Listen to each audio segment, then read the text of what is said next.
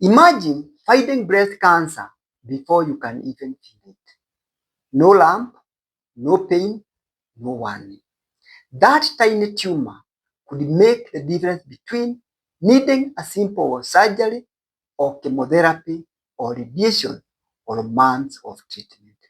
Yet, millions of women still ask, when should I actually get a mammogram? I have heard mammograms don't work if they are done on dense breast. Should I get an ultrasound instead, or do I need an MRI? Those, why are doctors giving different advice? Those are questions that are asked. In this video, I'm going to share with you and they break down every major misconception about breast cancer screening, and you know exactly which test is appropriate for your age, your risk, and your breast. By the end of this video, you understand the complete breast health timelines from your 20s to your 70s, and you'll never be confused again, because this is what you need. I'm Dr. Joshua Derito. I am a family physician and I have interest in public health and cancer prevention and treatment. If you're interested in evidence-based medicine that helps you prevent diseases before they start, then subscribe to the Health Insights Cancer channel so that you get to understand cancer and you get to understand how to protect yourself and prevent cancer before it starts. So why breast cancer is important? Here is an uncomfortable fact. Breast cancer is one of the most common cancers affecting women worldwide. Then, the encouraging news. When this cancer is caught early, the survival rate exceeds 90%.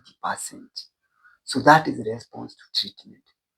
And so, you realize that the problem is not the treatment, but the problem that we often have is the late diagnosis of this cancer. And this is more so in developing countries like Kenya. Many breast cancers grow silently for years before they become large enough that you feel them. And that is why screening exists. So screening looks for cancer before symptoms appear. We are talking about normal people who have no symptoms. They take themselves to the hospital and they have a test done on them to find the likelihood that they could be having cancer. Remember, the screening is for healthy people. Diagnostic testing is for people who already have symptoms. If you feel a breast mass or you are discharging blood discharge from your breast, then you go for a test. That is no longer a screening. We are talking now about diagnosis. And those are two different situations. So, what is a mammogram? A mammogram is simply a low-dose X-ray on your breast. It can detect abnormalities years before the cancer becomes noticeable, before the lump becomes noticeable. That is when this test is done. And what happens? The breast is is compressed between the X-ray films, and several images are taken from down, upwards, and from the sides, and these images. So the procedure usually takes less than 20 minutes. I have explained this in one of the videos in the Overall Health YouTube channel. You can have a check on it. So many women feel uncomfortable for a few seconds, but again, this improves the image quality and also lowers the radiation exposure. So many women fear the discomfort, but when you think about it, it is worth it rather than diagnosing a late cancer. And it is not as bad as you may expect it. So it is necessary to do it. So when should you start doing mammograms and who should do mammograms? Now this is where the confusion begins. Different organizations publish slightly different recommendations depending on the risk in the country and the population that they are dealing with. But here is the practical approach that you can use.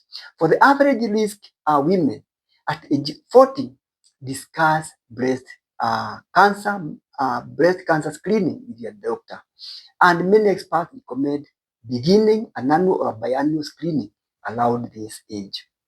Between the ages of 50 to 70, regular mammography provides greatest proven reduction in breast cancer mortality. And so do it biannually. Beyond the age of 75, the decision depends on your overall health, your life expectancy, your risk, and also what your health provider feels. So if you are healthy and you are likely to survive more than 10 years, then screening might be beneficial and you may need to continue with it. Now, who might need earlier screening? Not everyone should wait until you are 40. Some higher risk women include those with their BRCA gene mutations, what we call BRCA1 and BRCA2, a strong family history of breast cancer, previous chest radiation, like someone who may have had a blood cancer like lymphoma or other reason for chest radiation, certain inherited syndromes, a history of high risk breast lesion. If you have had any breast lesion that for one reason or another you are operated on or treated for, then you may need to start breast mammograms earlier. So these women begin screening 10 years before the youngest affected family member, but not before the recommended lower age limit, and they may require annual MRIs in addition to mammography. So high risk screening should always be individualized. It is not for everyone. So let's look at something that we call the dense breast. This is one of the most misunderstood things. Dense breast do not mean that you have firm breast. What this really means, the density is referring to how the breast looks on the mammogram. Breast contains fat, the milk glands, the fibrous tissue. Dense breast have more granular and fibrous tissue. And on mammogram, fat appears as dark. Cancer appears as white. Dense tissue also appears white. So when you have more dense tissue, you can imagine trying to find a snowball during a snowstorm. That's why cancer can be harder to detect in people who have dense breast. Because as I said, cancer is white, dense tissue, granular tissue is white. And about 40% of women have dense breast. So there could be some confusion. And you may need to do further tests to clarify what is being seen. So having dense breast is common, it is normal, but it slightly increases breast cancer risk while also making mammograms less sensitive. So then, should everyone get an ultrasound? Not at all. Ultrasound are an excellent tool, but they do not replace mammograms. So ultrasounds are especially useful when evaluating a lump that you have, investigating abnormalities in the breast, like if you have breast pain, you have a breast discharge, you may need an ultrasound. Women with dense breast, they may need further explorations of their breast, guiding a biopsy. And it can also help detect cancer hidden by the dense tissue. However, it also finds many harmless abnormalities. And that can mean it releases more false alarms. So it will mean more biopsies, more anxiety. So that's why an ultrasound is used as an additional test. It is not the first screening test for everyone. So what about an MRI? MRI is very sensitive for breast imaging, and it can find cancers that mammograms miss. But sensitivity also comes with a trade-off.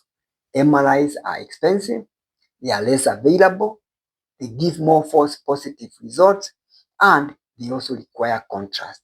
And because of this, generally, MRIs are recommended for women who are at higher risk, those who have BRCA1, BRCA2 mutations, and also those who have lifetime cancer risk of more than 20 to 25% higher. So that is why they will need a mammogram. Now, technology has advanced. These days, we have what we call 3D mammograms. So what this means, traditional mammography creates two-dimensional images, but modern digital-based thermostasis often give what we call 3D mammographies, and they take multiple images from different angles. Then the computer reconstruct the rises through the breast, and the benefits will include better breast cancer detection, fewer callbacks, improved performance in women with dense breast, and also, if available, many experts will prefer the 3D mammograms. So let's look at some of the common myths that we have about mammograms. Mammogram causes cancer because of radiation. The reality, the radiation does not, the reality from mammograms is extremely low, and the benefits outweigh the small, actually theoretical risk. Another myth is if I don't feel alarmed, I don't need screening. The reality is many cancers are invisible and painless in their earliest stage. And myth number 3, breast pain usually does not mean cancer. In reality, most pain is not caused by cancer. Persistent symptoms still deserve to be evaluated, but it does not mean necessarily it is cancer. Ultrasound is always better. The reality is each imaging has its own strength and its own limitation. The best test is the one that you decide with your health provider. Myth number 5, if you have no family history of cancer, then you are not at risk and you do not need screening. The reality is most women diagnosed with breast cancer have no first degree family history of cancer. So, what are the breast health timelines? In your 20s, know your normal breast, report any new changes, maintain a healthy weight, exercise, limit your alcohol use, and avoid smoking. In your 30s, continue self-breast awareness, self-breast examination, review the family history, assess the inherited breast cancer risk. In your 40s, begin screening discussions with your health provider. Consider regular mammography based on your risk and the local guidelines. In your 50s and 70s, continue biannual regular breast screening. Do not skip appointments because you feel okay. If you're high risk, start screening earlier. You can do an MRI, get genetic counseling when appropriate, and personalized surveillance. The real red flags that need immediate review. If you have a new lump, if you have a blood nipple discharge, if you have skin dimpling, if you have a nipple infection, if you have persistent swelling, you have redness, you have breast enlargement, you have asymmetry in your breast, new asymmetry, do not wait for your next mammogram. If these develop, seek medical evaluation promptly. So, breast cancer screening isn't about fear. It is about giving yourself options. Earlier detection often means smaller surgery, less chemotherapy, better outcomes, and higher survival. Know your risk, know your breast density, know your screening plan. Those 3 steps can save your life. If this video has helped you clear the confusion that you have, then share it with a woman who needs to hear about this. Early detection saves life, but only people know when and how to get screened and do it. Subscribe to the Cancer Insight YouTube channel. For every week, I release videos that simplify cancer information into actions that you can use on a daily basis to make you live longer, healthier, and better. Thank you for watching. We meet in the next one.